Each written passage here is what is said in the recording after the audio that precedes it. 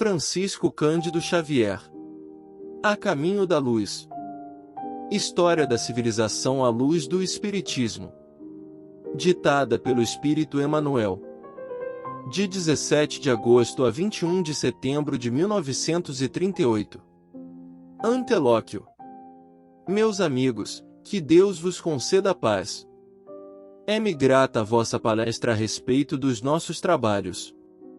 Esperemos e supliquemos a bênção do alto para o nosso esforço.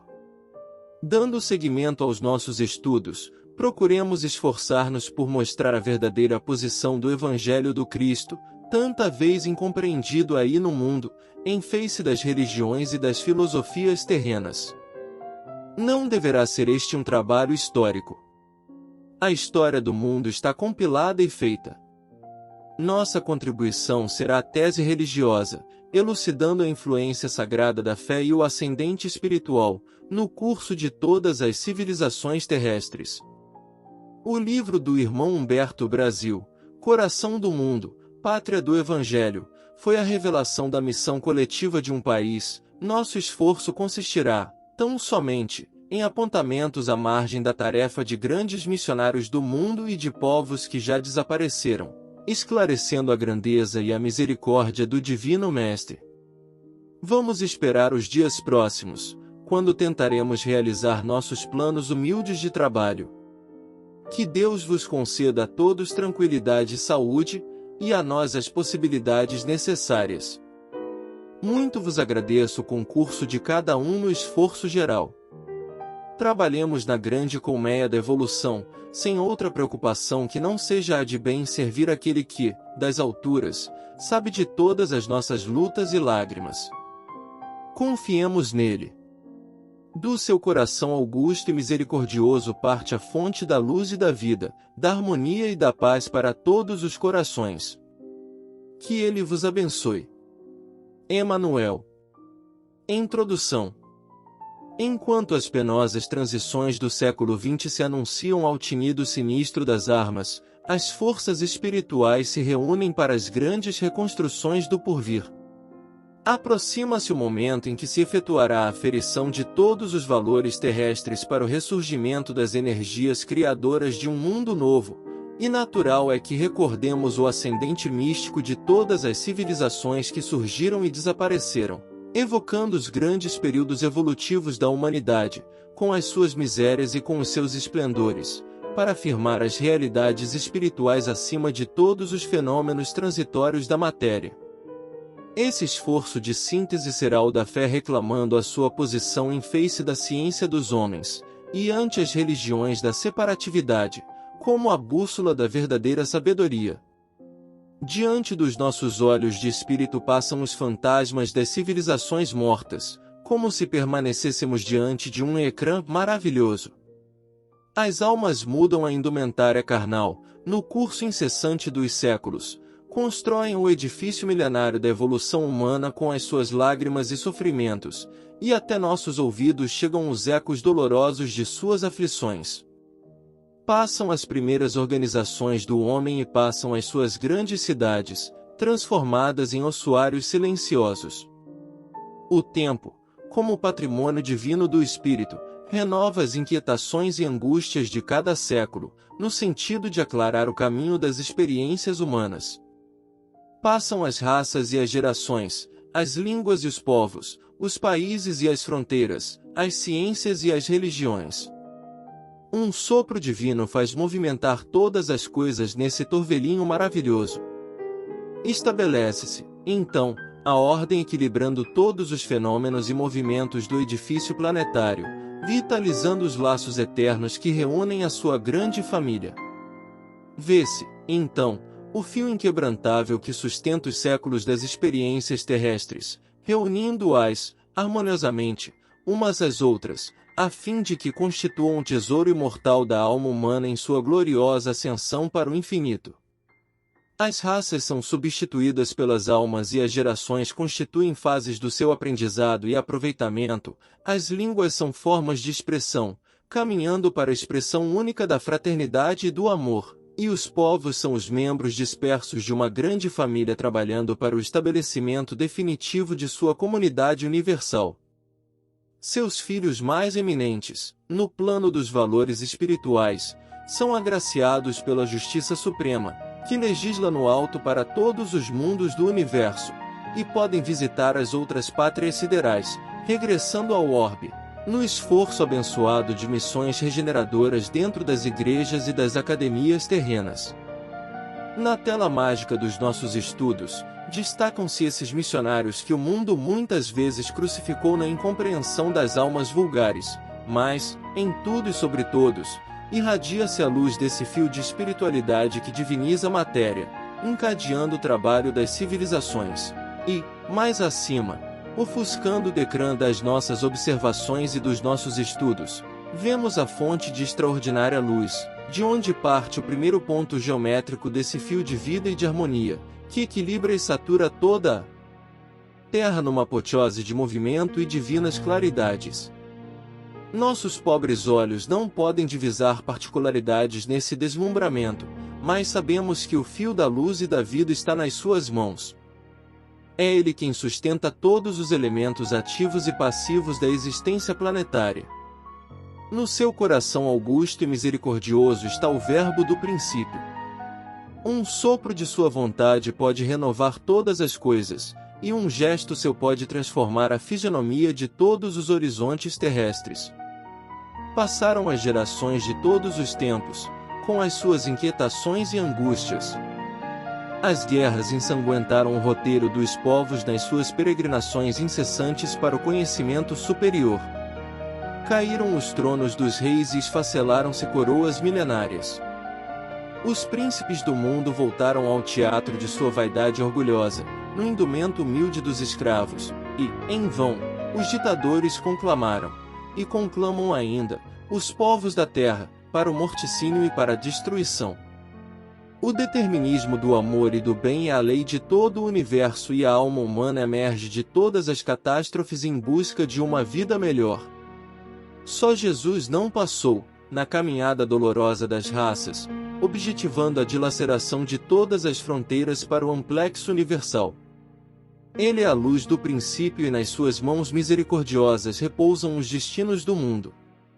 Seu coração magnânimo é a fonte da vida para toda a humanidade terrestre. Sua mensagem de amor, no Evangelho, é a eterna palavra da ressurreição e da justiça, da fraternidade e da misericórdia. Todas as coisas humanas passaram, todas as coisas humanas se modificarão. Ele, porém, é a luz de todas as vidas terrestres, inacessível ao tempo e à destruição.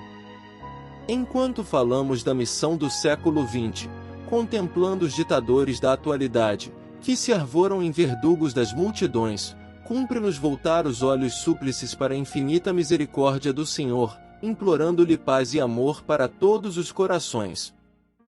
Capítulo 1. A Gênese Planetária. A Comunidade dos Espíritos Puros.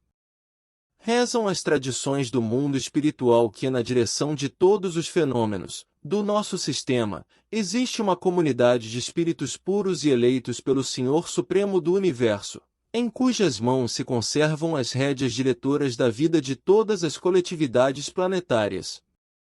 Essa comunidade de seres angélicos e perfeitos, da qual é Jesus um dos membros divinos, ao que nos foi dado saber, apenas já se reuniu, nas proximidades da Terra, para a solução de problemas decisivos da organização e da direção do nosso planeta, por 2 vezes no curso dos milênios conhecidos.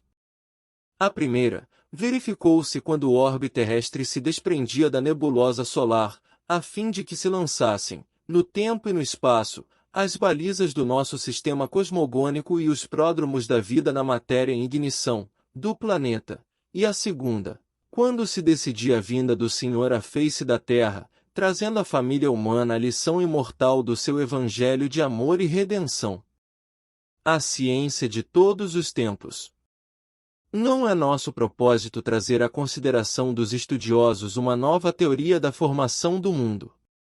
A ciência de todos os séculos está cheia de apóstolos e missionários. Todos eles foram inspirados ao seu tempo, refletindo a claridade das alturas, que as experiências do infinito lhes imprimiram na memória espiritual, e exteriorizando os defeitos e concepções da época em que viveram, na feição humana de sua personalidade.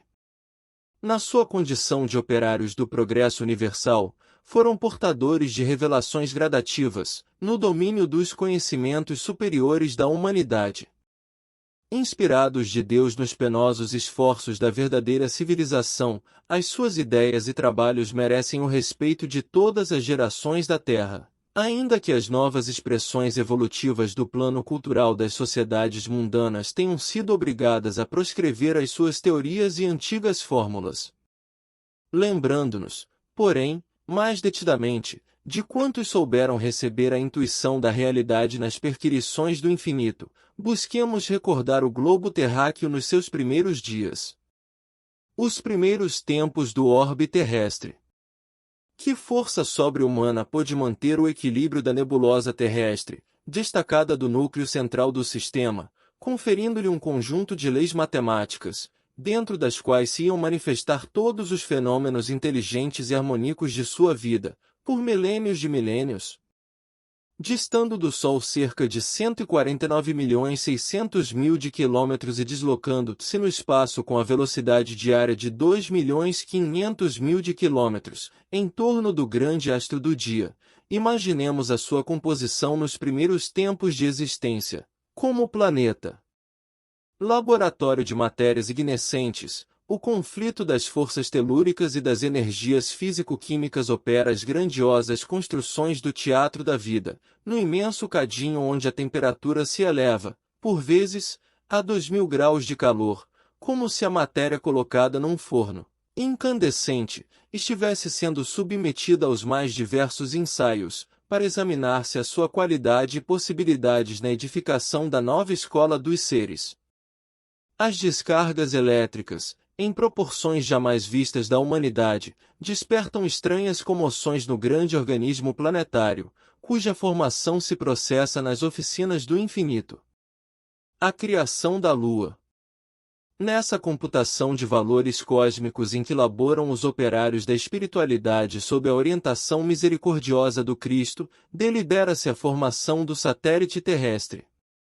O programa de trabalhos a realizar-se no mundo requeria o concurso da Lua, nos seus mais íntimos detalhes. Ela seria a âncora do equilíbrio terrestre nos movimentos de translação que o globo efetuaria em torno da sede do sistema, um manancial de forças ordenadoras da estabilidade planetária e, sobretudo, o orbe nascente necessitaria da sua luz polarizada, cujo suave magnetismo atuara decisivamente no drama infinito da criação e da reprodução de todas as espécies, nos variados ramos da natureza. A solidificação da matéria. Na grande oficina surge, então, a diferenciação da matéria ponderável, dando origem ao hidrogênio. As vastidões atmosféricas são amplo repositório de energias elétricas e de vapores que trabalham as substâncias torturadas no orbe terrestre.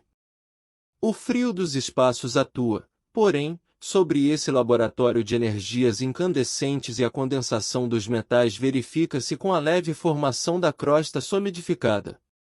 É o primeiro descanso das tumultuosas comoções geológicas do globo. Formam-se os primitivos oceanos, onde a água tépida sofre pressão difícil de descrever-se. A atmosfera está carregada de vapores aquosos e as grandes tempestades varrem, em todas as direções, a superfície do planeta, mas sobre a Terra o caos fica dominado como por encanto. As paisagens aclaram-se, fixando a luz solar que se projeta nesse novo teatro de evolução e vida. As mãos de Jesus haviam descansado, após o longo período de confusão dos elementos físicos da organização planetária. O divino escultor. Sim, ele havia vencido todos os pavores das energias desencadeadas, com as suas legiões de trabalhadores divinos, lançou o escopro da sua misericórdia sobre o bloco de matéria informe, que a sabedoria do Pai deslocara do Sol para as suas mãos augustas e compassivas. Operou a escultura geológica do orbe terreno, talhando a escola abençoada e grandiosa, na qual o seu coração haveria de expandir-se em amor, claridade e justiça. Com os seus exércitos de trabalhadores devotados, estatuiu os regulamentos dos fenômenos físicos da Terra, organizando-lhes o equilíbrio futuro na base dos corpos simples de matéria, cuja unidade substancial os espectroscópios terrenos puderam identificar por toda parte no universo galáxico. Organizou o cenário da vida, criando, sob as vistas de Deus, o indispensável à existência dos seres do porvir. Fez a pressão atmosférica adequada ao homem, antecipando-se ao seu nascimento no mundo, no curso dos milênios, estabeleceu os grandes centros de força da ionosfera e da estratosfera, onde se harmonizam os fenômenos elétricos da existência planetária, e edificou as usinas de ozônio a 40 e 60 quilômetros de altitude, para que filtrassem convenientemente os raios solares, manipulando-lhes a composição precisa à manutenção da vida organizada no orbe. Definiu todas as linhas de progresso da humanidade futura, engendrando a harmonia de todas as forças físicas que presidem ao ciclo das atividades planetárias. O Verbo na criação terrestre. A ciência do mundo não lhe viu as mãos augustas e sábias na intimidade das energias que vitalizam o organismo do globo. Substituíram-lhe a providência com a palavra natureza, em todos os seus estudos e análises da existência, mas o seu amor foi o verbo da criação do princípio, como é e será a coroa gloriosa dos seres terrestres na imortalidade sem fim. E quando serenaram os elementos do mundo nascente, quando a luz do sol beijava, em silêncio, a beleza melancólica dos continentes e dos mares primitivos, Jesus reuniu nas alturas os intérpretes divinos do seu pensamento. Viu-se, então, descer sobre a terra, das amplidões dos espaços ilimitados, uma nuvem de forças cósmicas, que envolveu o imenso laboratório planetário em repouso. Daí a algum tempo, na crosta solidificada do planeta, como no fundo dos oceanos, podia-se observar a existência de um elemento viscoso que cobria toda a Terra. Estavam dados os primeiros passos no caminho da vida organizada. Com essa massa gelatinosa, nascia no orbe o protoplasma e, com ele, lançara Jesus à superfície do mundo o germe sagrado dos primeiros homens. Capítulo 2. A vida organizada. As construções celulares. Sob a orientação misericordiosa e sábia do Cristo, laboravam na terra numerosas assembleias de operários espirituais. Como a engenharia moderna, que constrói um edifício prevendo os menores requisitos de sua finalidade, os artistas da espiritualidade edificavam o mundo das células iniciando, nos dias primeiros, a construção das formas organizadas e inteligentes dos séculos porvindouros. O ideal da beleza foi a sua preocupação dos primeiros momentos, no que se referia às edificações celulares das origens. É por isso que, em todos os tempos, a beleza, junto à ordem, constituiu um dos traços indeléveis de toda a criação. As formas de todos os ramos da natureza terrestre foram estudadas e previstas. Os fluidos da vida foram manipulados de modo a se adaptarem às condições físicas do planeta, encenando-se as construções celulares segundo as possibilidades do ambiente terrestre, tudo obedecendo a um plano preestabelecido pela misericordiosa sabedoria do Cristo, consideradas as leis do princípio e do desenvolvimento geral. Os primeiros habitantes da Terra. Dizíamos que uma camada de matéria gelatinosa envolvera o orbe terreno em seus mais íntimos contornos. Essa matéria, amorfa e viscosa, era o celeiro sagrado das sementes da vida.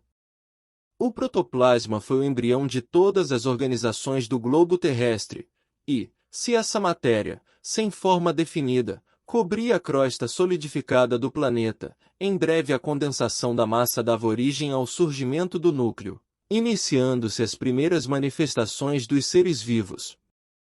Os primeiros habitantes da Terra, no plano material, são as células albuminoides, as amebas e todas as organizações unicelulares, isoladas e livres, que se multiplicam prodigiosamente na temperatura tépida dos oceanos.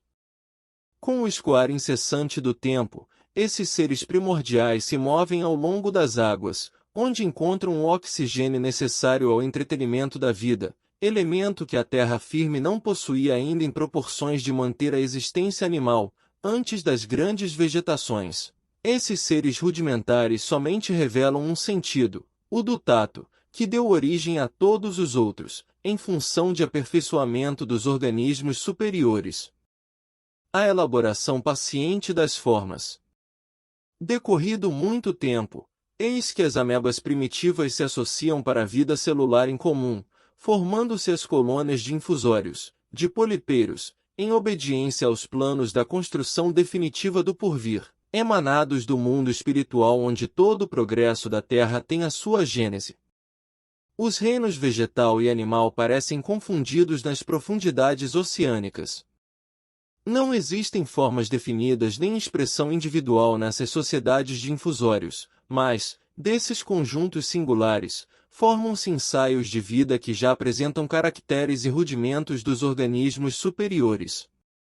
Milhares de anos foram precisos aos operários de Jesus, nos serviços da elaboração paciente das formas. A princípio, coordenam os elementos da nutrição e da conservação da existência. O coração e os brônquios são conquistados e, após eles, formam-se os pródromos celulares do sistema nervoso e dos órgãos da procriação, que se aperfeiçoam, definindo-se nos seres. As formas intermediárias da natureza. A atmosfera está ainda saturada de umidade e vapores, e a terra sólida está coberta de lodo e pântanos inimagináveis. Todavia, as derradeiras convulsões interiores do orbe localizam os calores centrais do planeta, restringindo a zona das influências telúricas necessárias à manutenção da vida animal. Esses fenômenos geológicos estabelecem os contornos geográficos do globo, delineando os continentes e fixando a posição dos oceanos, surgindo, desse modo, as grandes extensões de terra firme, aptas a receber as sementes prolíficas da vida. Os primeiros crustáceos terrestres são um prolongamento dos crustáceos marinhos. Seguindo-lhes as pegadas, aparecem os batráquios, que trocam as águas pelas regiões lodosas e firmes. Nessa fase evolutiva do planeta, todo o globo se veste de vegetação luxuriante, prodigiosa, de cujas florestas opulentas e desmesuradas as minas carboníferas dos tempos modernos são os petrificados vestígios. Os ensaios assombrosos. Nessa altura, os artistas da criação inauguram novos períodos evolutivos, no plano das formas. A natureza torna-se uma grande oficina de ensaios monstruosos. Após os répteis, surgem os animais horrendos das eras primitivas. Os trabalhadores do Cristo, como os alquimistas que estudam a combinação das substâncias, na retorta de acuradas observações, analisavam, igualmente, a combinação prodigiosa dos complexos celulares, cuja formação eles próprios haviam delineado, executando, com as suas experiências, uma justa aferição de valores, prevendo todas as possibilidades e necessidades do porvir. Todas as arestas foram eliminadas. Aplainaram-se dificuldades e realizaram-se novas conquistas. A máquina celular foi aperfeiçoada, no limite do possível, em face das leis físicas do globo. Os tipos adequados à Terra foram consumados em todos os reinos da natureza, eliminando-se os frutos teratológicos estranhos, do laboratório de suas perseverantes experiências. A prova da intervenção das forças espirituais, nesse vasto campo de operações, é que, enquanto o escorpião, gêmeo dos crustáceos marinhos, conserva até hoje, de modo geral, a forma primitiva, os animais monstruosos das épocas remotas, que lhe foram posteriores, desapareceram para sempre da fauna terrestre, guardando os museus do mundo as interessantes reminiscências de suas formas atormentadas. Os antepassados do homem. O reino animal experimenta as mais estranhas transições no período terciário, sob as influências do meio e em face dos imperativos da lei de seleção. Mas, O nosso raciocínio ansioso procura os legítimos antepassados das criaturas humanas, nessa imensa vastidão do proscênio da evolução anímica. Onde está Adão com a sua queda do paraíso? Debalde nossos olhos procuram, aflitos, essas figuras legendárias, com o propósito de localizá-las no espaço e no tempo. Compreendemos, afinal, que Adão e Eva constituem uma lembrança dos espíritos degradados e a paisagem obscura da terra, como Caim e Abel são dois símbolos para a personalidade das criaturas. Examinada, porém, a questão nos seus prismas reais, vamos encontrar os primeiros antepassados do homem sofrendo os processos de aperfeiçoamento da natureza. No período terciário a que nos reportamos, sob a orientação das esferas espirituais notavam-se algumas raças de antropóides, no Plioceno inferior. Esses antropóides, antepassados do homem terrestre, e os ascendentes dos símios que ainda existem no mundo, tiveram a sua evolução em pontos convergentes, e daí os parentescos sorológicos entre o organismo do homem moderno e o do chimpanzé da atualidade. Reportando-nos, todavia, aos eminentes naturalistas dos últimos tempos, que examinaram meticulosamente os transcendentes assuntos do evolucionismo, somos compelidos a esclarecer que não houve propriamente uma descida da árvore, no início da evolução humana. As forças espirituais que dirigem os fenômenos terrestres, sob a orientação do Cristo, estabeleceram, na época da grande maleabilidade dos elementos materiais, uma linhagem definitiva para todas as espécies, dentro das quais o princípio espiritual encontraria o processo de seu acrisolamento, em marcha para a racionalidade. Os peixes, os répteis, os mamíferos, tiveram suas linhagens fixas de desenvolvimento e o homem não escaparia a essa regra geral. A grande transição. Os antropóides das cavernas espalharam-se, então, aos grupos, pela superfície do globo, no curso vagaroso dos séculos, sofrendo as influências do meio e formando os pródromos das raças futuras em seus tipos diversificados. A realidade, porém, é que as entidades espirituais auxiliaram o homem do sílex, imprimindo-lhe novas expressões biológicas. Extraordinárias experiências foram realizadas pelos mensageiros do invisível. As pesquisas recentes da ciência sobre o tipo de Neandertal, reconhecendo nele uma espécie de homem bestializado, e outras descobertas interessantes da paleontologia, quanto ao homem fóssil, são um atestado dos experimentos biológicos a que procederam os prepostos de Jesus, até fixarem no primata os característicos aproximados do homem futuro. Os séculos correram o seu velário de experiências penosas sobre a fronte dessas criaturas de braços alongados e de pelos densos, até que um dia as hostes do invisível operaram uma definitiva transição no corpo perispiritual pré-existente, dos homens primitivos, nas regiões siderais e em certos intervalos de suas reencarnações. Surgem os primeiros selvagens de compleição melhorada, tendendo à elegância dos tempos do porvir. Uma transformação visceral verificara-se na estrutura dos antepassados das raças humanas. Como poderia operar-se semelhante transição? Perguntará o vosso critério científico. Muito naturalmente. Também as crianças têm os defeitos da infância corrigidos pelos pais, que as preparam em face da vida, sem que, na maioridade, elas se lembrem disso. Capítulo 3. As raças adâmicas. O sistema de Capela. Nos mapas zodiacais, que os astrônomos terrestres compulsam em seus estudos, observa-se desenhada uma grande estrela na constelação do Cocheiro, que recebeu, na Terra, o nome de Cabra ou Capela.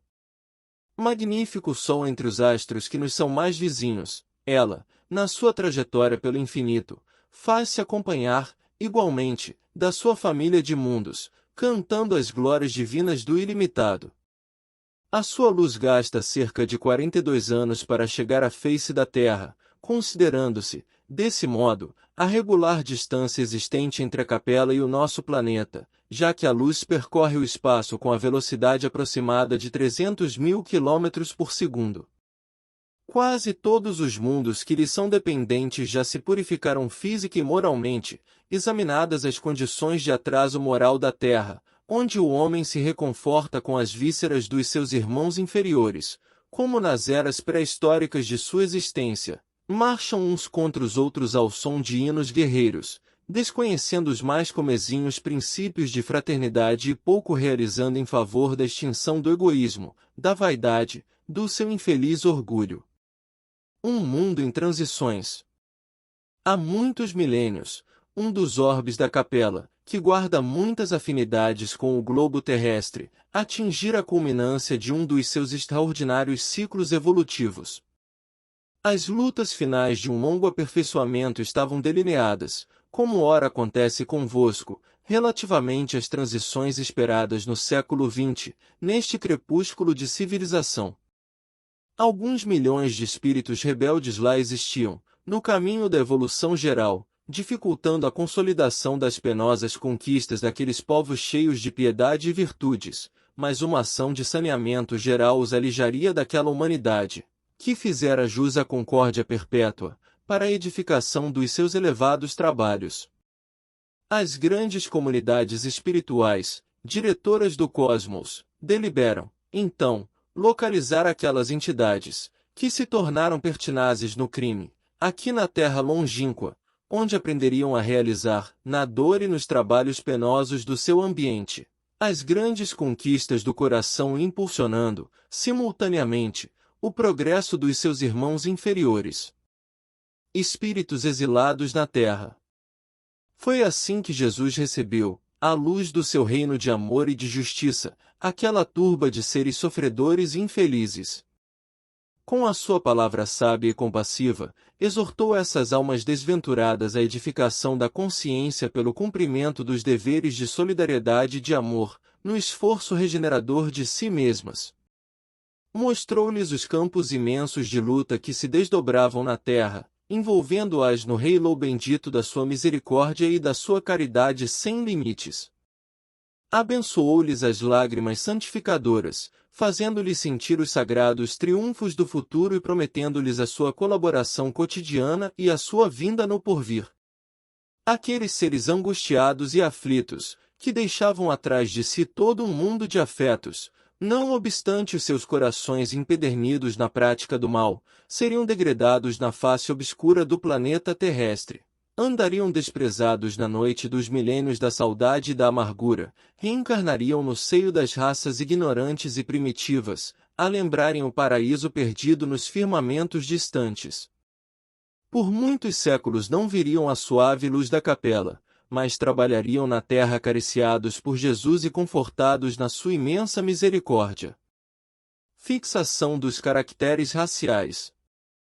Com o auxílio desses espíritos degradados, naquelas eras remotíssimas, as falanges do Cristo operavam ainda as últimas experiências sobre os fluidos renovadores da vida, aperfeiçoando os caracteres biológicos das raças humanas. A natureza ainda era, para os trabalhadores da espiritualidade, um campo vasto de experiências infinitas, tanto assim que, se as observações do mendelismo fossem transferidas àqueles milênios distantes, não se encontraria nenhuma equação definitiva nos seus estudos de biologia. A moderna genética não poderia fixar, como hoje, as expressões dos genes, porquanto, no laboratório das forças invisíveis, as células ainda sofriam longos processos de acrisolamento, imprimindo-se-lhes elementos de astralidade, consolidando-se-lhes as expressões definitivas, com vistas às organizações do porvir. Se a gênese do planeta se processara com a cooperação dos milênios, a gênese das raças humanas requeria a contribuição do tempo, até que se abandonasse a penosa e longa tarefa da sua fixação. Origem das raças brancas. Aquelas almas aflitas e atormentadas reencarnaram, proporcionalmente, nas regiões mais importantes, onde se haviam localizado as tribos e famílias primitivas, descendentes dos primatas, a que nos referimos ainda há pouco. Com a sua reencarnação no mundo terreno, estabeleciam-se fatores definitivos na história etnológica dos seres. Um grande acontecimento se verificara no planeta. É que, com essas entidades, nasceram no orbe os ascendentes das raças brancas. Em sua maioria, estabeleceram-se na Ásia, de onde atravessaram o Istmo de Suez para a África, na região do Egito, encaminhando-se igualmente para a longínqua Atlântida, de que várias regiões da América guardam assinalados vestígios. Não obstante as lições recebidas da palavra sábia e mansa do Cristo, os homens brancos olvidaram os seus sagrados compromissos. Grande percentagem daqueles espíritos rebeldes, com muitas exceções, só puderam voltar ao país da luz e da verdade depois de muitos séculos de sofrimentos expiatórios. Outros, porém, infelizes e retrógrados, permanecem ainda na terra, nos dias que correm, contrariando a regra geral, em virtude do seu elevado passivo de débitos clamorosos. 4 grandes povos. As raças adâmicas guardavam vaga lembrança da sua situação pregressa, tecendo o hino sagrado das reminiscências. As tradições do paraíso perdido passaram de gerações a gerações, até que ficassem arquivadas nas páginas da Bíblia. Aqueles seres decaídos e degradados, à maneira de suas vidas passadas no mundo distante da capela, com o transcurso dos anos reuniram-se em 4 grandes grupos que se fixaram depois nos povos mais antigos, obedecendo às afinidades sentimentais e linguísticas que os associavam na constelação do cocheiro. Unidos, novamente, na esteira do tempo, formaram desse modo o grupo dos Árias, a civilização do Egito, o povo de Israel e as castas da Índia. Dos Árias descende a maioria dos povos brancos da família indo-europeia nessa descendência, porém, é necessário incluir os latinos, os celtas e os gregos, além dos germanos e dos eslavos. As 4 grandes massas de degredados formaram os pródromos de toda a organização das civilizações futuras, introduzindo os mais largos benefícios no seio da raça amarela e da raça negra, que já existiam. É de grande interesse o estudo de sua movimentação no curso da história. Através dessa análise, é possível examinarem-se os defeitos e virtudes que trouxeram do seu paraíso longínquo, bem como os antagonismos e idiosincrasias peculiares a cada qual. As promessas do Cristo. Tendo ouvido a palavra do Divino Mestre antes de se estabelecerem no mundo, as raças adâmicas, nos seus grupos insulados, guardaram a reminiscência das promessas do Cristo, que, por sua vez, as fortaleceu no seio das mais SAS, enviando-lhes periodicamente seus missionários e mensageiros. Eis porque as epopeias do Evangelho foram previstas e cantadas alguns milênios antes da vinda do sublime emissário. Os enviados do infinito falaram, na China milenária, da celeste figura do Salvador, muitos séculos antes do advento de Jesus. Os iniciados do Egito esperavam-no com as suas profecias. Na Pérsia, idealizaram a sua trajetória, antevendo-lhe os passos nos caminhos do porvir. Na Índia Védica, era conhecida quase toda a história evangélica, que o sol dos milênios futuros iluminaria na região escabrosa da Palestina, e o povo de Israel, durante muitos séculos, cantou-lhe as glórias divinas, na exaltação do amor e da resignação, da piedade e do martírio, através da palavra de seus profetas mais eminentes. Uma secreta intuição iluminava o espírito divinatório das massas populares. Todos os povos o esperavam em seu seio acolhedor, todos o queriam, localizando em seus caminhos a sua expressão sublime e divinizada. Todavia, apesar de surgir um dia no mundo, como alegria de todos os tristes e providência de todos os infortunados, à sombra do trono de Jessé, o Filho de Deus em todas as circunstâncias seria o verbo de luz e de amor do princípio, cuja genealogia se confunde na poeira dos sóis que rolam no infinito. Entre as considerações acima e as do capítulo precedente, devemos ponderar o interstício de muitos séculos. Aliás, no que refere à historicidade das raças adâmicas, será justo meditarmos atentamente no problema da fixação dos caracteres raciais. Apresentando o meu pensamento humilde, procurei demonstrar as largas experiências que os operários do invisível levaram a efeito, sobre os complexos celulares, chegando a dizer da impossibilidade de qualquer cogitação mendelista nessa época da evolução planetária. Aos prepostos de Jesus foi necessária grande soma de tempo, no sentido de fixar o tipo humano. Assim, pois, referindo-nos ao degredo dos emigrantes da capela, devemos esclarecer que, nessa ocasião, já o primato hominis se encontrava regimentado em tribos numerosas. Depois de grandes experiências, foi que as migrações do Pamir se espalharam pelo orbe, obedecendo a sagrados roteiros, delineados nas alturas. Quanto ao fato de se verificar a reencarnação de espíritos tão avançados em conhecimentos, em corpos de raças primigênias, não deve causar repugnância ao entendimento. Lembremo-nos de que um metal puro, como o ouro, por exemplo, não se modifica pela circunstância de se apresentar em vaso imundo ou disforme. Toda oportunidade de realização do bem é sagrada. Quanto ao mais, que fazer com o trabalhador desatento que estraçalha no mal todos os instrumentos perfeitos que lhe são confiados? Seu direito, aos aparelhos mais preciosos, sofrerá solução de continuidade. A educação generosa e justa ordenará a localização de seus esforços em maquinaria imperfeita, até que saiba valorizar as preciosidades em mão.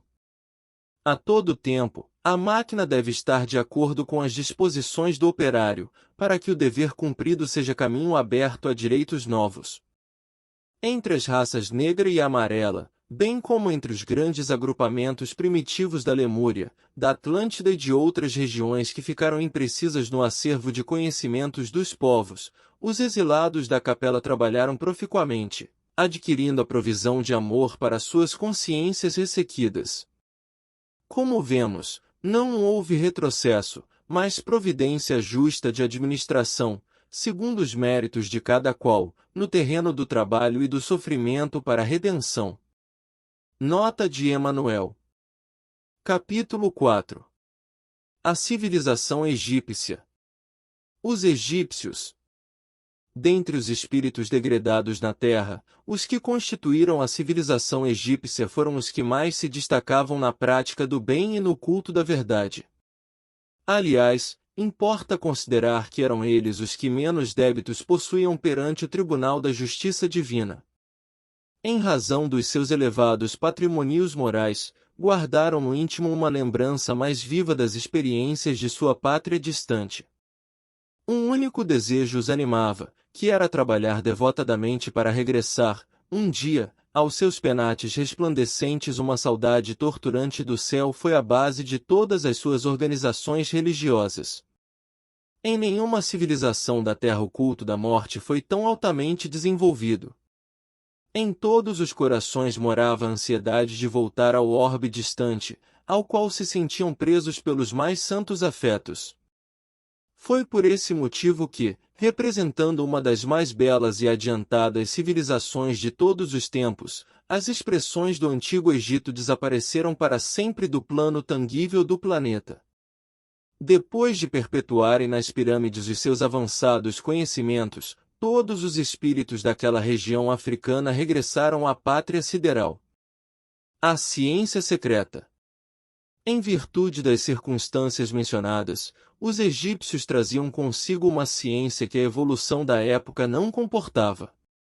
Aqueles grandes mestres da antiguidade foram, então, compelidos a recolher o acervo de suas tradições e de suas lembranças no ambiente reservado dos templos, mediante os mais terríveis compromissos dos iniciados nos seus mistérios.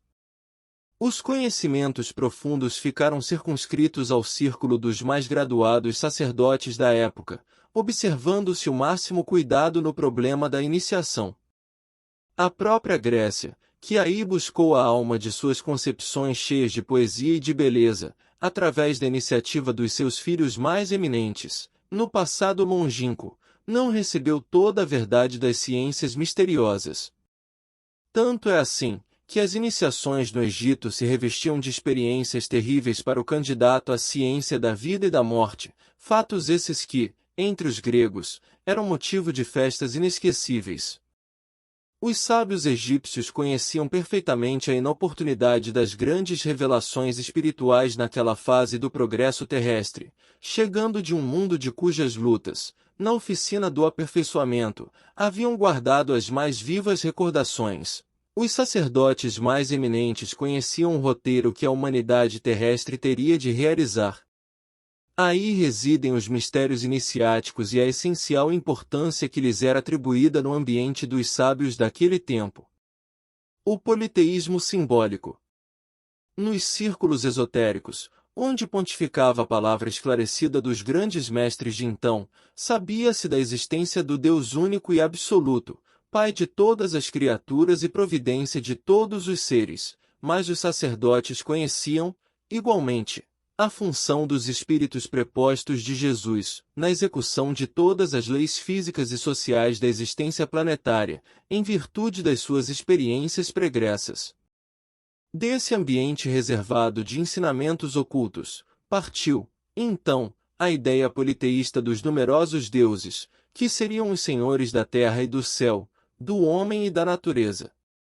As massas requeriam esse politeísmo simbólico, nas grandes festividades exteriores da religião. Já os sacerdotes da época conheciam essa fraqueza das almas jovens, de todos os tempos, satisfazendo-as com as expressões esotéricas de suas lições sublimadas. Dessa ideia de homenagear as forças invisíveis que controlam os fenômenos naturais, classificando-as para o espírito das massas, na categoria dos deuses, é que nasceu a mitologia da Grécia, ao perfume das árvores e ao som das flautas dos pastores, em contato permanente com a natureza. O culto da morte e a metempsicose. Um dos traços essenciais desse grande povo foi a preocupação insistente e constante da morte. A sua vida era apenas um esforço para bem morrer. Seus papiros e afrescos estão cheios dos consoladores mistérios do além-túmulo. Era natural. O grande povo dos faraós guardava a reminiscência do seu doloroso degredo na face obscura do mundo terreno. E tanto lhe doía semelhante humilhação, que, na lembrança do pretérito, criou a teoria da metempsicose, acreditando que a alma de um homem podia regressar ao corpo de um irracional, por determinação punitiva dos deuses. A metempsicose era o fruto da sua amarga impressão, a respeito do exílio penoso que lhe fora infligido no ambiente terrestre. Inventou-se, desse modo, uma série de rituais e cerimônias para solenizar o regresso dos seus irmãos à pátria espiritual. Os mistérios de Ísis e Osíris mais não eram que símbolos das forças espirituais que presidem aos fenômenos da morte. Os egípcios e as ciências psíquicas. As ciências psíquicas da atualidade eram familiares aos magnos sacerdotes dos templos. O destino e a comunicação dos mortos e a pluralidade das existências e dos mundos eram para eles problemas solucionados e conhecidos. O estudo de suas artes pictóricas positivam a veracidade destas nossas afirmações. Num grande número de frescos, apresenta-se o homem terrestre acompanhado do seu duplo espiritual.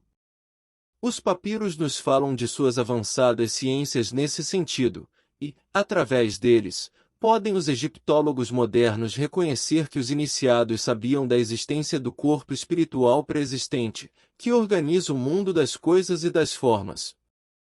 Seus conhecimentos, a respeito das energias solares com relação ao magnetismo humano, eram muito superiores aos da atualidade. Desses conhecimentos nasceram os processos de mumificação dos corpos, cujas fórmulas se perderam na indiferença e na inquietação dos outros povos. Seus reis estavam tocados do mais alto grau de iniciação, enfeixando nas mãos todos os poderes espirituais e todos os conhecimentos sagrados. É por isso que a sua desencarnação provocava a concentração mágica de todas as vontades, no sentido de cercar-lhes o túmulo de veneração e de supremo respeito. Esse amor não se traduzia, apenas, nos atos solenes da mumificação. Também o ambiente dos túmulos era santificado por um estranho magnetismo. Os grandes diretores da raça, que faziam jus a semelhantes consagrações, eram considerados dignos de toda a paz no silêncio da morte. Nessas saturações magnéticas, que ainda aí estão a desafiar milênios, residem as razões da tragédia amarga de Lord Carnarvon e de alguns dos seus companheiros que penetraram em primeiro lugar na câmara mortuária de Tutankhamon, e ainda por isso é que, muitas vezes, nos tempos que correm, os aviadores ingleses observam o não funcionamento dos aparelhos radiofônicos, quando as suas máquinas de voo atravessam a limitada atmosfera do Vale Sagrado. As pirâmides. A assistência carinhosa do Cristo não desamparou a marcha desse povo cheio de nobreza moral. Enviou-lhe auxiliares e mensageiros, inspirando nas suas realizações, que atravessaram todos os tempos provocando a admiração e o respeito da posteridade de todos os séculos. Aquelas almas exiladas, que as mais interessantes características espirituais singularizam, conheceram, em tempo, que o seu degredo na terra atingia o fim. Impulsionados pelas forças do alto, os círculos iniciáticos sugerem a construção das grandes pirâmides, que ficariam como a sua mensagem eterna para as futuras civilizações do orbe. Esses grandiosos monumentos teriam duas finalidades simultâneas: representariam os mais sagrados templos de estudo e iniciação, ao mesmo tempo que constituiriam, para os pósteros, um livro do passado, com as mais singulares profecias em face das obscuridades do porvir. Levantaram-se, dessarte, as grandes construções que assombram a engenharia de todos os tempos. Todavia, não é o colosso de seus milhões de toneladas de pedra nem o esforço hercúleo do trabalho de sua justa posição o que mais empolga e impressiona a quantos contemplam esses monumentos. As pirâmides revelam os mais extraordinários conhecimentos daquele conjunto de espíritos estudiosos das verdades da vida. A par desses conhecimentos, encontram-se ali os roteiros futuros da humanidade terrestre. Cada medida tem a sua expressão simbólica, relativamente ao sistema cosmogônico do planeta e à sua posição no sistema solar. Ali está o meridiano ideal, que atravessa mais continentes e menos oceanos, e através do qual se pode calcular a extensão das terras habitáveis pelo homem, a distância aproximada entre o Sol e a Terra, a longitude percorrida pelo globo terrestre sobre a sua órbita no espaço de um dia, a precessão dos equinócios, bem como muitas outras conquistas científicas que somente agora vêm sendo consolidadas pela moderna astronomia. Redenção. Depois dessa edificação extraordinária, os grandes iniciados do Egito voltam ao plano espiritual, no curso incessante dos séculos. Com o seu regresso aos mundos ditosos da capela, vão desaparecendo os conhecimentos sagrados dos templos tebanos, que, por sua vez, os receberam dos grandes sacerdotes de Mênfis. Aos mistérios de Ísis e de Osíris, sucedem-se os de Eleusis, naturalmente transformados nas iniciações da Grécia Antiga. Em algumas centenas de anos, reuniram-se de novo, nos planos espirituais, os antigos degredados, com a sagrada bênção do Cristo, seu patrono e salvador. A maioria regressa, então, ao sistema da capela, onde os corações se reconfortam nos sagrados reencontros das suas afeições mais santas e mais puras, mas grande número desses espíritos, estudiosos e abnegados, conservaram-se nas hostes de Jesus, obedecendo a sagrados imperativos do sentimento e, ao seu influxo divino, muitas vezes têm reencarnado na Terra, para desempenho de generosas e abençoadas missões. Capítulo 5. A Índia. A organização hindu. Dos espíritos degredados no ambiente da Terra, os que se agruparam nas margens do Ganges foram os primeiros a formar os pródromos de uma sociedade organizada, cujos núcleos representariam a grande percentagem de ascendentes das coletividades do porvir. As organizações hindus são de origem anterior à própria civilização egípcia e antecederam de muitos agrupamentos israelitas, de onde sairiam mais tarde personalidades notáveis, como as de Abraão e Moisés. As almas exiladas naquela parte do Oriente muito haviam recebido da misericórdia do Cristo, de cuja palavra de amor e de cuja figura luminosa guardaram as mais comovedoras recordações, traduzidas na beleza dos Vedas e dos Upanishads. Foram elas as primeiras vozes da filosofia e da religião no mundo terrestre, como provindo de uma raça de profetas, de mestres e iniciados, em cujas tradições iam beber a verdade os homens e os povos do porvir, salientando-se que também as suas escolas de pensamento guardavam os mistérios iniciáticos, com as mais sagradas tradições de respeito. Os arianos puros. Era na Índia de então que se reuniam os arianos puros, entre os quais cultivavam-se igualmente as lendas de um mundo perdido, no qual o povo hindu colocava as fontes de sua nobre origem. Alguns acreditavam se tratasse do antigo continente da Lemúria, arrasado em parte pelas águas dos oceanos Pacífico e Índico, e de cujas terras ainda existem porções remanescentes, como a Austrália. A realidade, porém, qual já vimos, é que, como os egípcios, os hindus eram um dos ramos da massa de proscritos da Capela, exilados no planeta. Deles descendem todos os povos arianos, que floresceram na Europa e hoje atingem um dos mais agudos períodos de transição na sua marcha evolutiva. O pensamento moderno é o descendente legítimo daquela grande raça de pensadores, que se organizou nas margens do Ganges, desde a aurora dos tempos terrestres, tanto que todas as línguas das raças brancas guardam as mais estreitas afinidades com o sânscrito, originário de sua formação e que constituía uma reminiscência da sua existência pregressa, em outros planos. O expansionismo dos Árias. Muitos séculos antes de qualquer prenúncio de civilização terrestre, os Árias espalharam-se pelas planícies hindus, dominando os autóctones, descendentes dos primatas, que possuíam uma pele escura e deles se distanciavam pelos mais destacados caracteres físicos e psíquicos. Mais tarde, essa onda expansionista procurou localizar-se ao longo das terras da futura Europa, estabelecendo os primeiros fundamentos da civilização ocidental nos bosques da Grécia, nas costas da Itália e da França, bem como do outro lado do Reno, onde iam ensaiar seus primeiros passos as forças da sabedoria germânica. As balizas da sociedade dos gregos, dos latinos, dos celtas e dos germanos estavam lançadas. Cada corrente da raça ariana assimilou os elementos encontrados, edificando-se os primórdios da civilização europeia, cada qual se baseou no princípio da força para o necessário estabelecimento, e, muito cedo, começaram no velho mundo os choques de suas famílias e tribos. Os Mahatmas.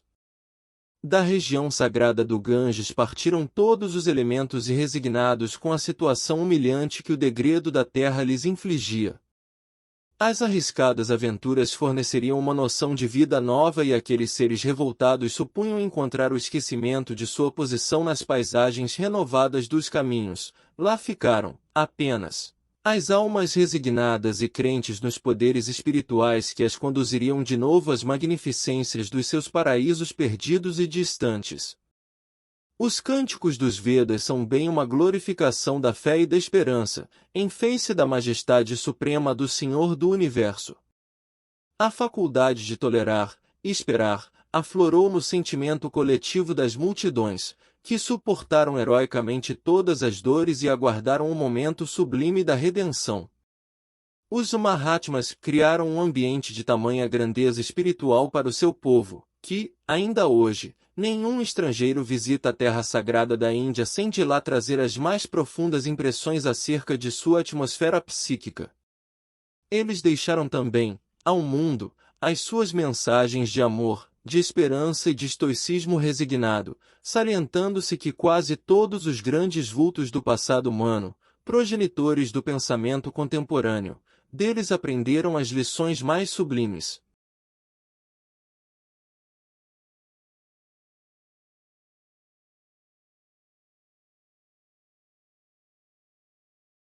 As castas. O povo hindu, não obstante o seu elevado grau de desenvolvimento nas ciências do espírito, não aproveitou de modo geral, como devia, o seu acervo de experiências sagradas. Seus condutores conheciam as elevadas finalidades da vida. Lembravam-se vagamente das promessas do Senhor, anteriores à sua reencarnação para os trabalhos do penoso degredo. A prova disso é que eles abraçaram todos os grandes missionários do pretérito, vendo neles os avatares do seu Redentor. Vyasa foi instrumento das lições do Cristo, 6.000 anos antes do Evangelho, cuja epopeia, em seus mínimos detalhes, foi prevista pelos iniciados hindus, alguns milênios antes da organização da Palestina. Krishna, Buda e outros grandes enviados de Jesus ao plano material, para exposição de suas verdades salvadoras, foram compreendidos pelo grande povo sobre cuja fronte derramou o Senhor, em todos os tempos, as claridades divinas do seu amor desvelado e compassivo. Mas, como se a questão fosse determinada por um doloroso atavismo psíquico, o povo hindu, embora as suas tradições de espiritualidade, deixou crescer no coração o espinho do orgulho que, aliás, dera motivo ao seu exílio na terra. Em breve, a organização das castas separava as suas coletividades para sempre. Essas castas não se constituíam num sentido apenas hierárquico, mas com a significação de uma superioridade orgulhosa e absoluta.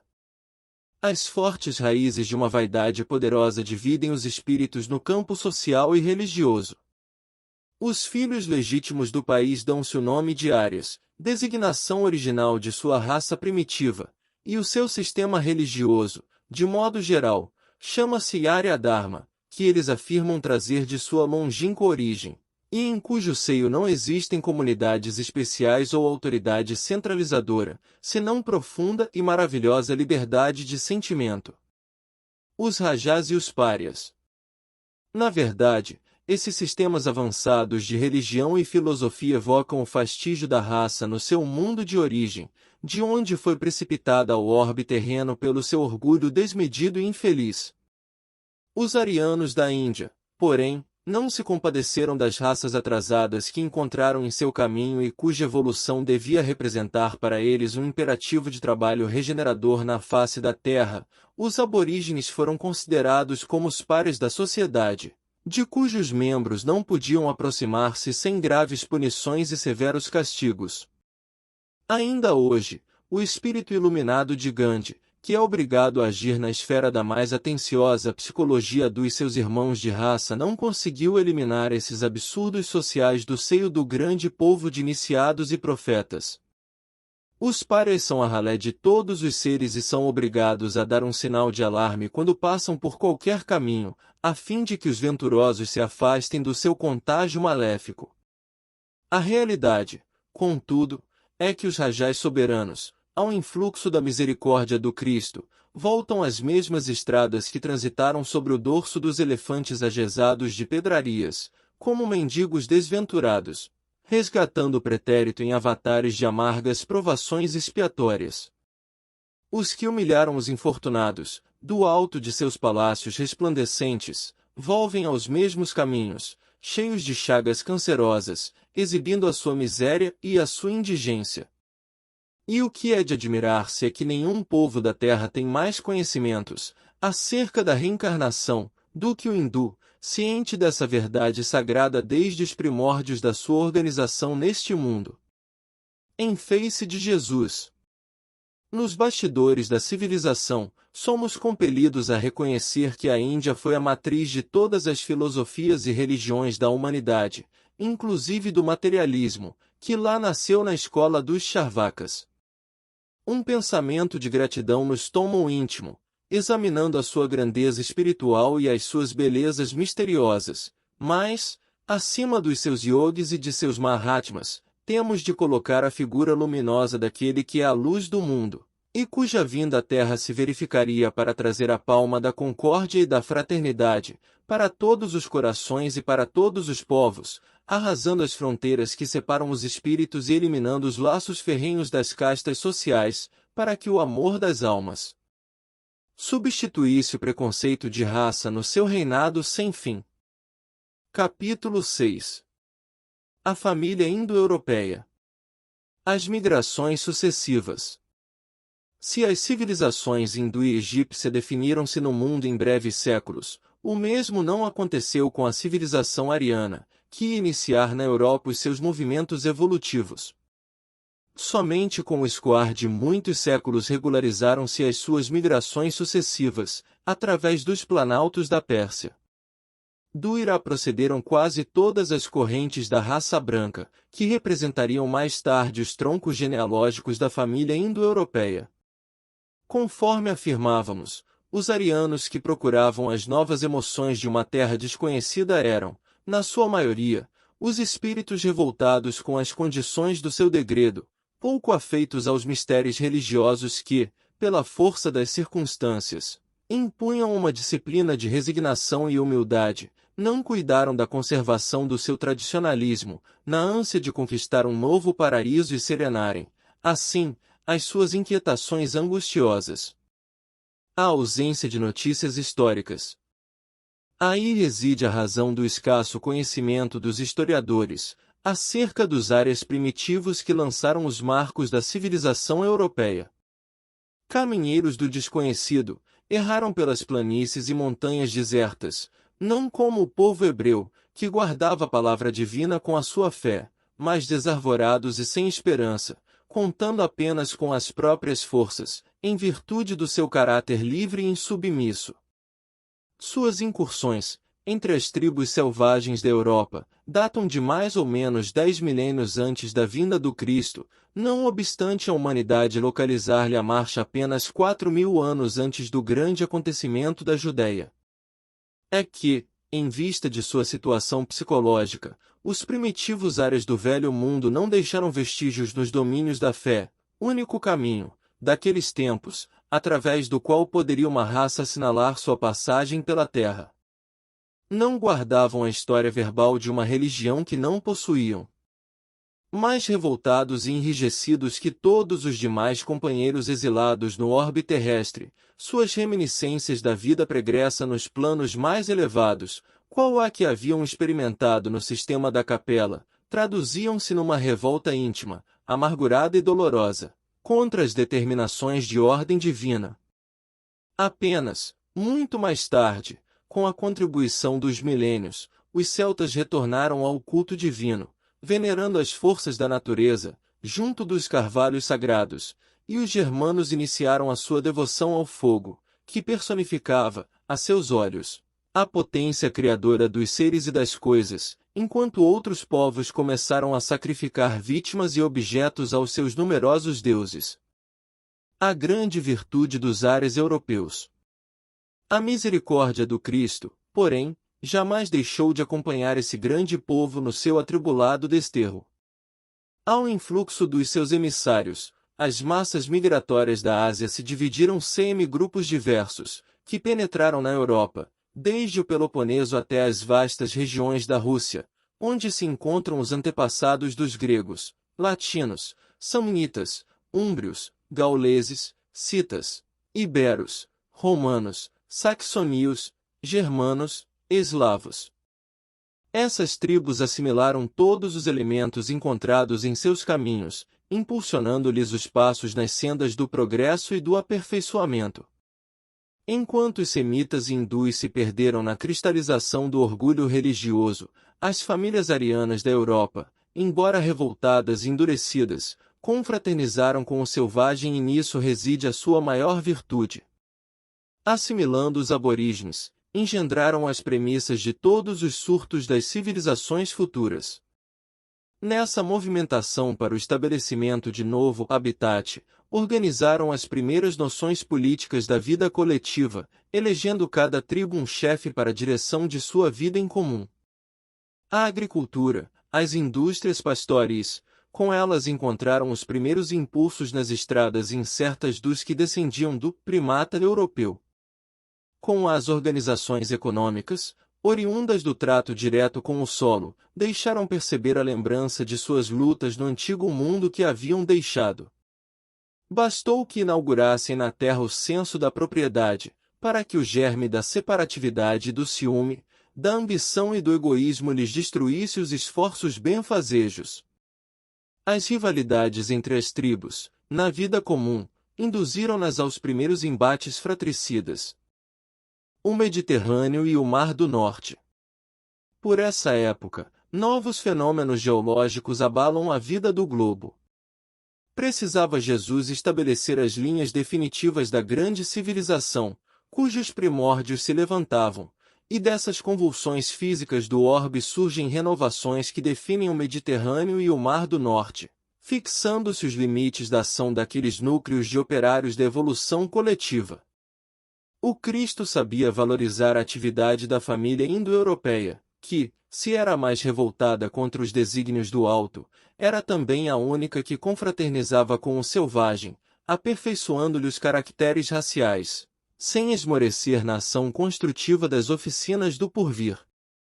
Através dos milênios, aliviou-lhe os pesares no caminho sobrecarregado de lutas e dores tenazes.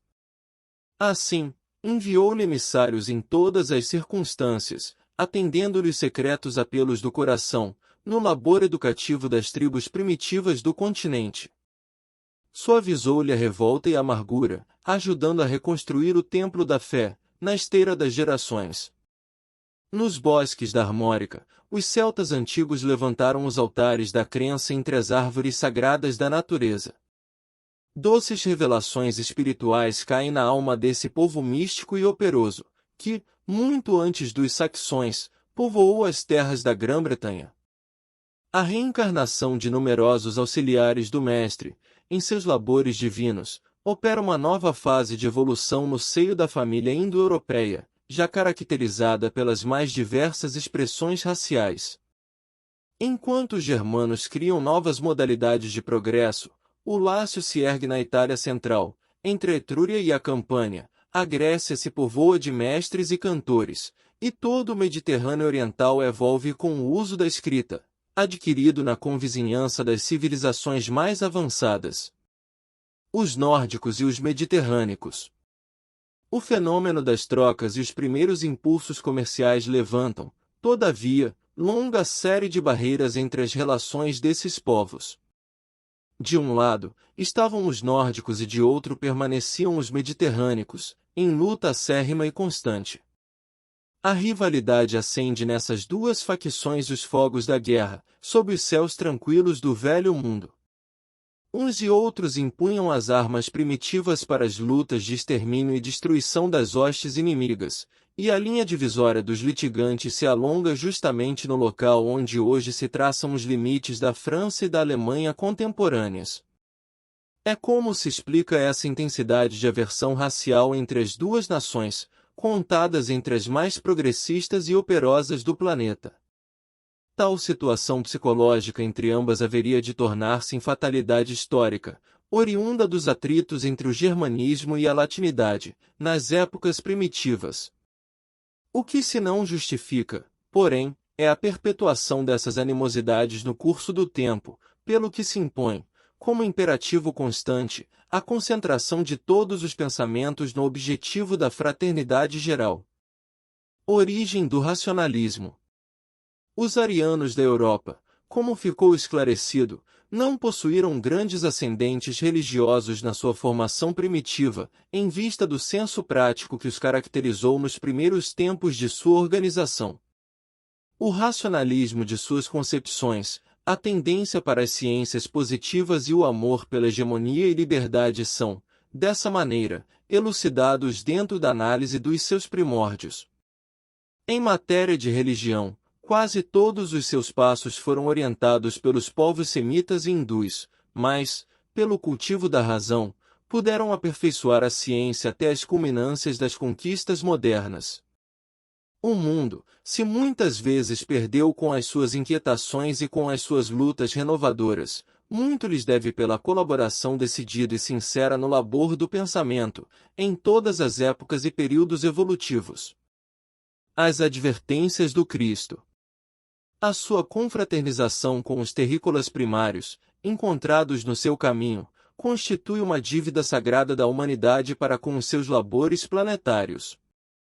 O Senhor da semeadura e da seara não lhes desconhece essa grande virtude e é por isso que as exortações de toda a natureza são por ele enviadas do alto, nos tempos que correm, às nações europeias, a fim de que se preservem do extermínio e da destruição terrestre, arrancando-as do primitivismo para um elevado nível de aperfeiçoamento nos grandes trabalhos construtivos da evolução global. Se erraram muito, foram igualmente muito sinceras, porque a sua inquietação era por levantar um novo paraíso para si mesmas e para os homens terrestres, com cujas famílias fraternizaram-se desde o princípio.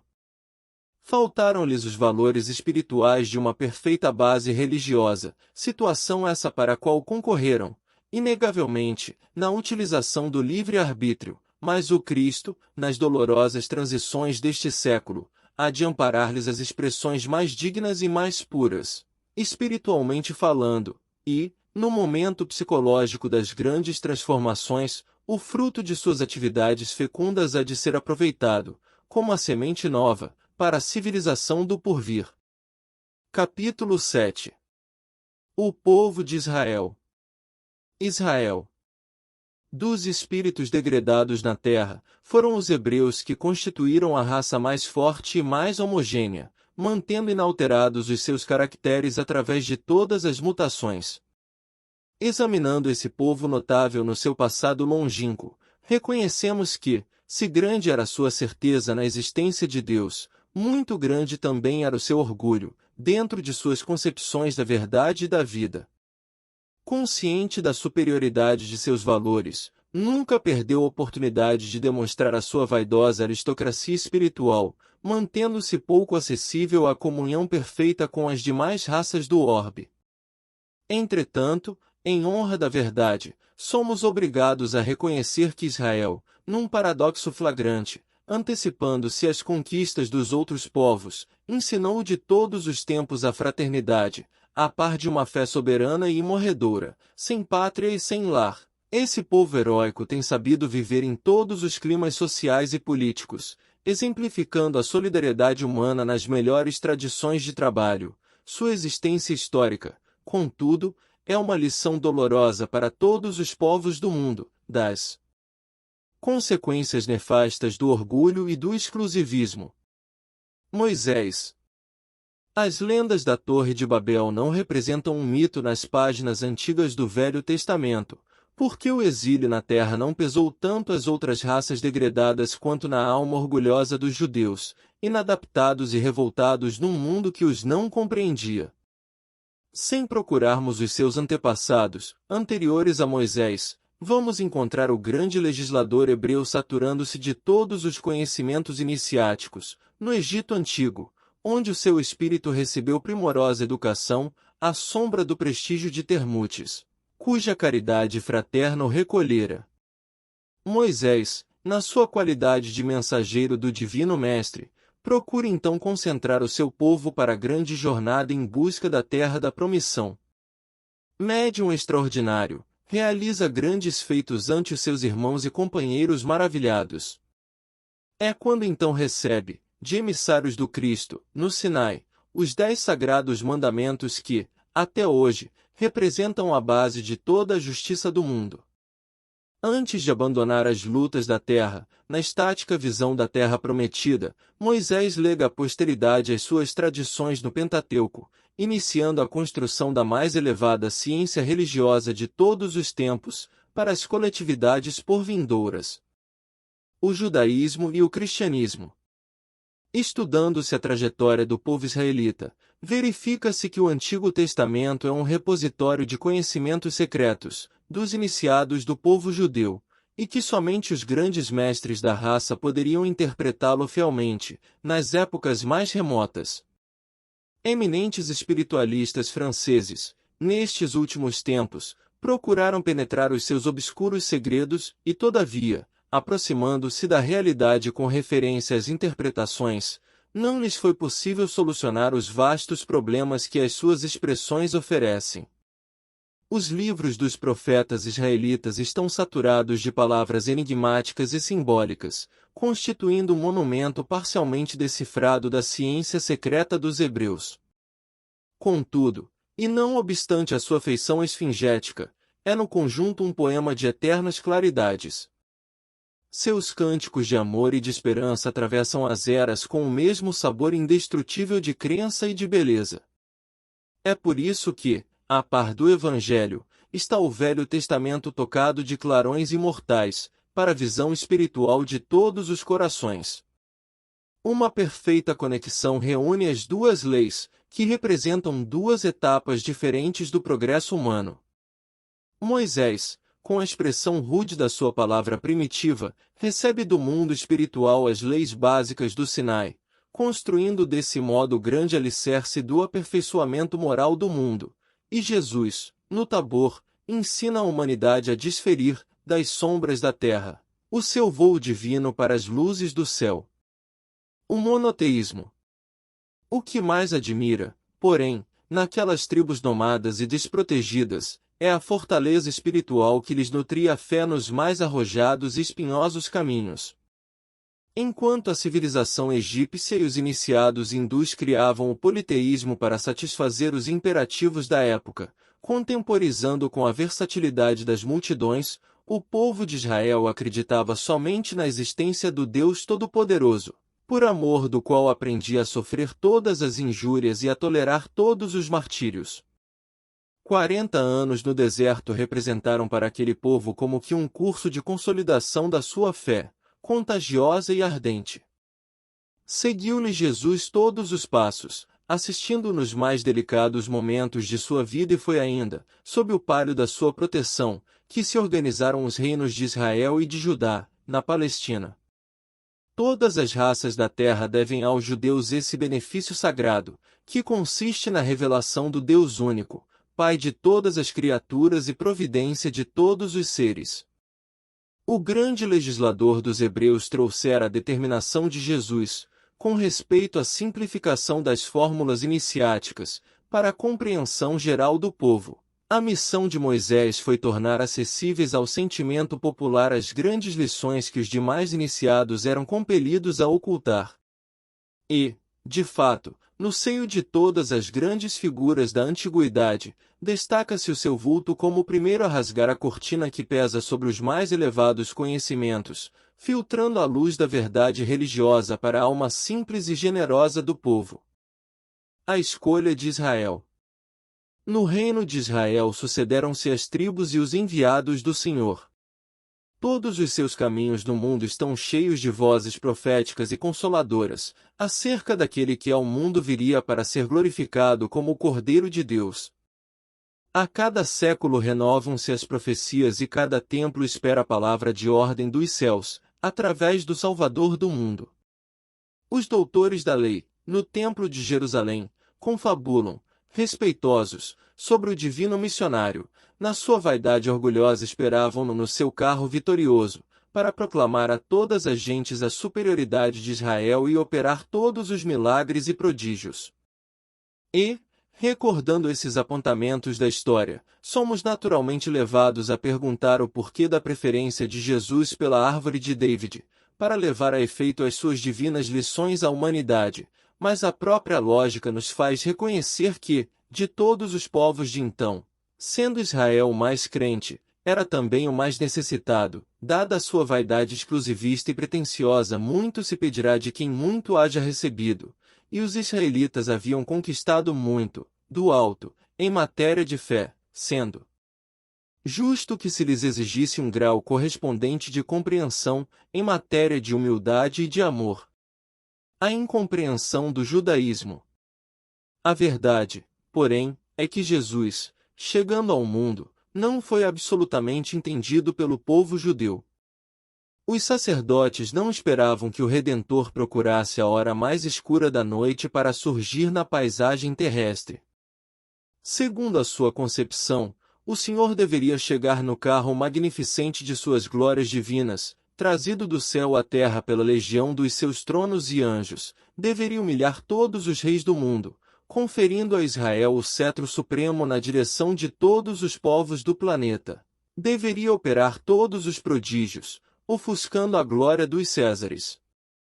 E, no entanto, o Cristo surgir entre os animais humildes da manjedoura, apresentava-se como filho de um carpinteiro e, no cumprimento de sua gloriosa missão de amor e de humildade, protegia as prostitutas, confundia-se com os pobres e com os humilhados, visitava as casas suspeitas para de ir arrancar os seus auxiliares e seguidores. Seus companheiros prediletos eram os pescadores ignorantes e humildes, dos quais fazia apóstolos bem amados.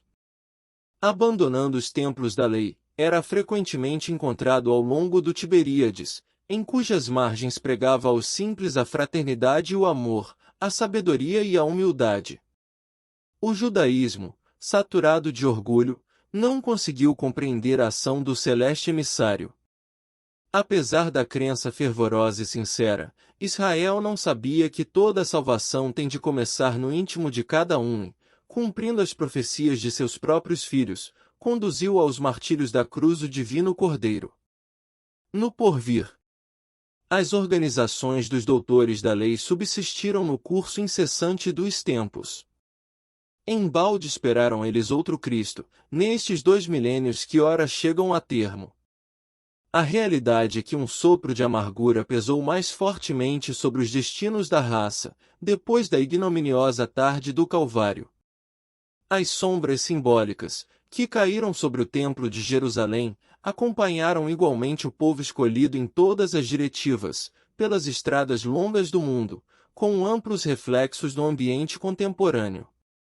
Israel continua a cultuar o Deus Todo-Poderoso dos seus profetas, seus rituais prosseguem em pontos isolados do orbe inteiro. É talvez a raça mais livre, mais internacionalista, mais fraternal, entre si, mas também a mais altiva e exclusivista do mundo. Apesar de não ter uma pátria, asterisco nota da editora, este livro foi escrito em 1938, 10 anos antes de ser criado, na Palestina, o Estado de Israel. E não obstante todas as perseguições e clamorosas injustiças experimentadas nas suas jornadas de sofrimento, Israel faz o seu roteiro através das cidades tumultuosas, esperando o Messias da sua redenção e da sua liberdade. Jesus acompanha-lhe a marcha dolorosa através dos séculos de lutas expiatórias e regeneradoras. Novos conhecimentos dimanam do céu para o coração dos seus patriarcas e não tardará muito tempo para que vejamos os judeus compreendendo integralmente a missão sublime do verdadeiro cristianismo e aliando-se a todos os povos da terra para a caminhada salvadora, em busca da edificação de um mundo melhor. Capítulo 8. A China milenária. A China. Depois de nossas divagações a respeito da raça branca, que se constituía dos antigos ares no ambiente da Terra, é cabível examinarmos a árvore mais antiga das civilizações terrestres, a fim de observarmos a assistência carinhosa e constante do Divino Mestre para com todas as criaturas de Deus. Inegavelmente, o mais prístino foco de todos os surtos evolutivos do globo é a China milenária, com o seu espírito valoroso e resignado, mas sem rumo certo nas estradas da edificação geral. Quando se verificou o advento das almas proscritas do sistema da capela, em épocas remotíssimas, já a existência chinesa contava com uma organização regular, oferecendo os tipos mais homogêneos e mais selecionados do planeta, em face dos remanescentes humanos primitivos. Suas tradições já andavam de geração em geração, construindo as obras do porvir. Daí se infere que, de fato, a história da China remonta a épocas remotíssimas, no seu passado multimilenário, e esse povo, que deixa agora entrever uma certa estagnação nos seus valores evolutivos, sempre foi igualmente acompanhado na sua marcha por aquela misericórdia infinita que, do céu, envolve todos os corações que latejam na terra. A cristalização das ideias chinesas.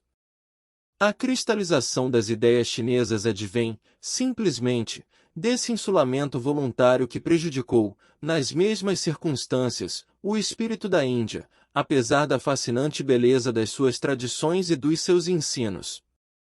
É que a civilização e o progresso, como a própria vida, dependem das trocas incessantes. O universo, na sua constituição maravilhosa, não criou nem sanciona leis de isolamento na comunidade eterna dos mundos e dos seres. A existência é uma longa escada, na qual todas as almas devem dar-se as mãos, na subida para o conhecimento e para Deus. Enquanto a família indo-europeia pervagava no desconhecido, assimilando as expressões das tribos encontradas, em longas iniciativas de construção e trabalho, os arianos da Índia estacionaram no repouso de suas tradições, desenvolvendo-se, no curso do tempo, as mais prestigiosas lições de experiência para a alma dos povos.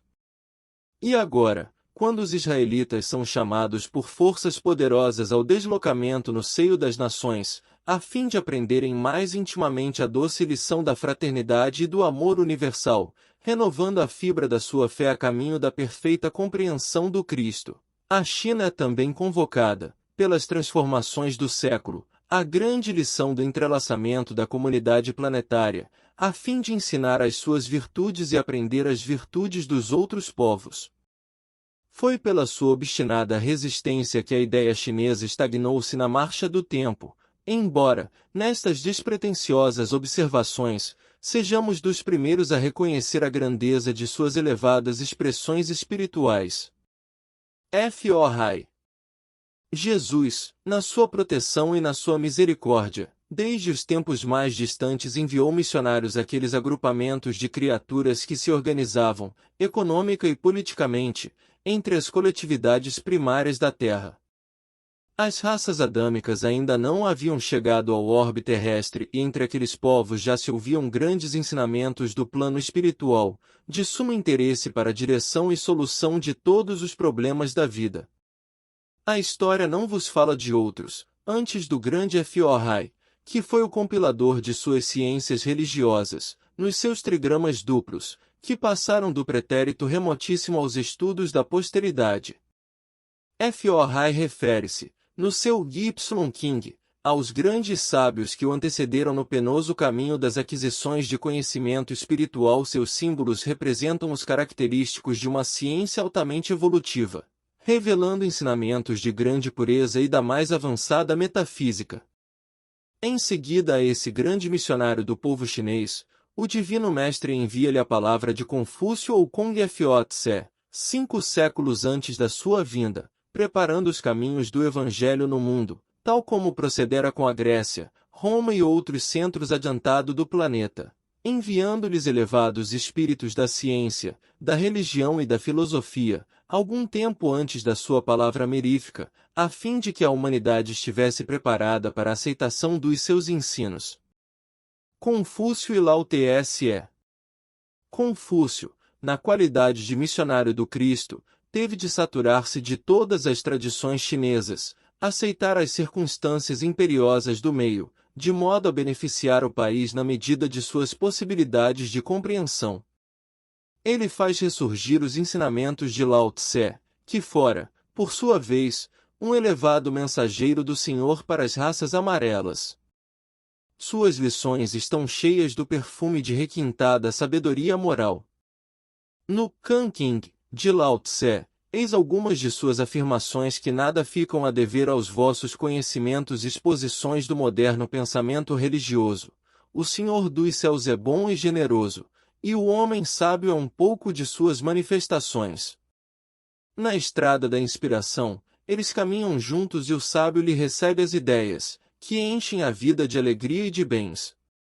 Lao Tse, de cujos ensinamentos Confúcio fez questão de formar a base dos seus princípios, viveu 6 séculos antes do advento do Senhor, e, em face dessa filosofia religiosa, avançada e superior, somos obrigados a reconhecer a prodigalidade da misericórdia de Jesus, enviando os seus porta-vozes a todos os pontos da terra, com o objetivo de fazer desabrochar no espírito das massas a melhor compreensão do seu evangelho de verdade e de amor, que o mundo, entretanto, ainda não compreendeu, não obstante todos os seus sacrifícios. O Nirvana. Para fundamentar devidamente a nossa opinião relativa à estagnação do espírito chinês, examinemos ainda as suas interessantes e elevadas concepções religiosas. De um modo geral, é o culto dos antepassados o princípio da sua fé. Esse culto, cotidiano e perseverante, é a base da crença na imortalidade, porquanto de suas manifestações ressaltam as provas diárias da sobrevivência. As relações com o plano invisível constituem um fenômeno comum, associado à existência do indivíduo mais obscuro. A ideia da necessidade de aperfeiçoamento espiritual é latente em todos os corações, mas o desvio inerente à compreensão do Nirvana é aí, como em numerosas correntes do budismo, um obstáculo ao progresso geral. O Nirvana, examinado em suas expressões mais profundas, deve ser considerado como a união permanente da alma com Deus, finalidade de todos os caminhos evolutivos, nunca, porém, como sinônimo de imperturbável quietude ou beatifica realização do não-ser. A vida é a harmonia dos movimentos, resultante das trocas incessantes no seio da natureza visível e invisível. Sua manutenção depende da atividade de todos os mundos e de todos os seres. Cada individualidade, na prova, como na redenção, como na glória divina, tem uma função definida de trabalho e elevação dos seus próprios valores. Os que aprenderam os bens da vida e quantos os ensinam com amor, multiplicam na terra e nos céus os dons infinitos de Deus. A China atual. A falsa interpretação do Nirvana disturbou as elevadas possibilidades criadoras do espírito chinês, cristalizou-lhe as concepções e paralisou-lhe a marcha para as grandes conquistas. É certo que essas conquistas não consistem nas metralhadoras e nas bombardas da civilização do Ocidente, cheia de comodidades multifárias, mas aqui me refiro à incompreensão geral acerca da lição sublime do Cristo e dos seus enviados. A China, como os outros povos do mundo, tem de esmar nestes séculos valores obtidos na sua caminhada longa e penosa. Destas palavras, não é inferir que a invasão japonesa, na sua incrível agressividade, esteja tocada de uma sanção divina. O Japão poderá realizar, na Grande República, todas as conquistas materiais, usando a psicologia dos conquistadores, poderá melhorar as condições sanitárias do povo, rasgar estradas e multiplicar escolas, mas não amortecerá a energia perseverante do espírito chinês, valoroso e resignado, que poderá até ceder-lhe as próprias rédeas do governo, enchendo de fortuna, de suntuosidade e de honrarias, sem desprestígio do seu próprio valor, porquanto a China milenária sabe que os espíritos de rapina embriagam-se facilmente com o vinho de sangue do triunfo, e tão logo o luxo lhes amoleça as fibras da desesperação, todas as vitórias voltam, automaticamente, à reflexão, ao raciocínio, à cultura e à inteligência. O que se faz necessário examinar é o estado de estagnação da alma chinesa nestes últimos séculos, para concluirmos pela sua necessidade imperiosa de comungar no banquete de fraternidade dos outros povos. A edificação do Evangelho. É verdade que a palavra direta do Cristo, consubstanciada no seu Evangelho, ainda não chegou até lá de um modo geral, aclarando o caminho de todos os corações, mas um sopro de vida romperá as sombras milenárias que caíram sobre a República Chinesa, onde milhões de almas repousam, indevidamente, na falsa compreensão do Nirvana e do Absoluto. Mãos valorosas erguerão um monumento evangélico naquele mundo de dolorosas antiguidades, e um novo dia raiará para a grande nação que se tornou em símbolo de paciência e de perseverança, para os outros povos. Esperemos a providência daquele que guarda em suas mãos augustas e misericordiosas a direção do mundo. Bem-aventurados os pacíficos, os aflitos, os humildes. E as suas palavras mansas e carinhosas nos fazem lembrar a China milenária, que, amando a paz, sofre agora o insulto das forças tenebrosas da ambição, da injustiça e da iniquidade.